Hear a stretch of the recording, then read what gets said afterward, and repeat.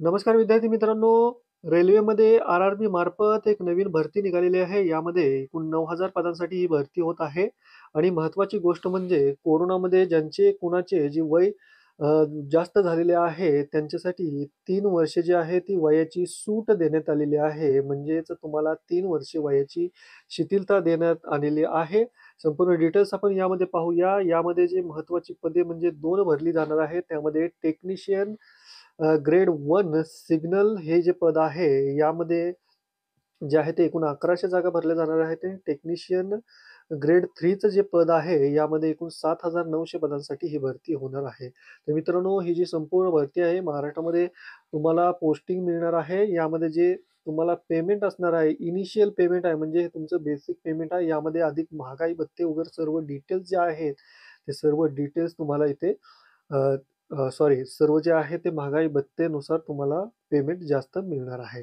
यामध्ये age limit जर म्हणलं तर 1836 वर्ष आणि 1833 अनुक्रमे ह्या 2 पदांसाठी वय असणार आहे. हे जे वय आहे ते 1/7/2024 या दिवशीचं तुमचं ग्राह्य धरलं जाणार आहे आणि 3 वर्ष तुम्हाला जे आहे ती शिथिलता देण्यात आलेली आहे. आता महत्त्वाचं म्हणजे ही जी भरती आहे ती कधी चालू होणार आहे?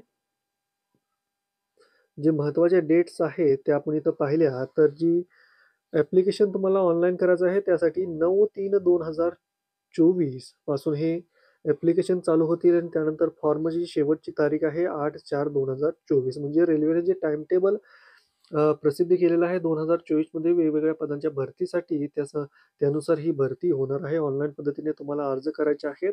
आता यामध्ये एज्युकेशनल क्वालिफिकेशन आणि त्याचबरोबर फीज वगैरे आहे. बाकी डिटेल्स आपण पाहूया. ठीक आहे.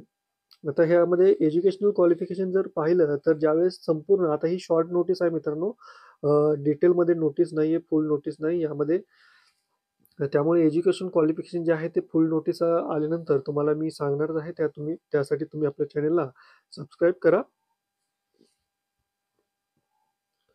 आता यामध्ये जर आपण फी पाहिलं, तर फीचं स्ट्रक्चर जर पाहिलं, तर यामध्ये जे ओपन कॅन्डिडेट्स आहेत, त्यांच्यासाठी ₹500 जे आहे, ती फी असणार आहे आणि ₹400 जी फी आहे, ती तुम्हाला माघारी मिळणार आहे.